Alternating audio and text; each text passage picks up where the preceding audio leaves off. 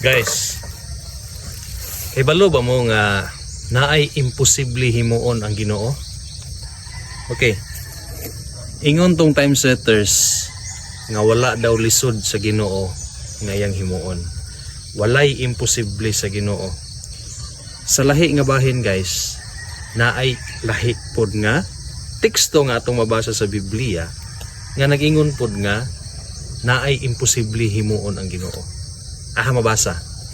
Hebrews chapter 6 verse 18. Basahan na ninyo. Nagaingon dito, it is impossible for God to lie. Ang pagpamakak o paghimo og dili maayo, paghimo og bakak ng doktrina nga ipatuo sa tawo, mao nay lisod or dili gyud, imposible gyud na nga himuon sa Ginoo. Mao na nga careful ta sa pagbasa sa Biblia. Kay naay mga teksto diha nga kung dili nimo matarong og compare sa lahi nga teksto, maadto jud ka sa bakak nga pagtuo. Now, kini nga video nga ako ipakita sa inyo karon.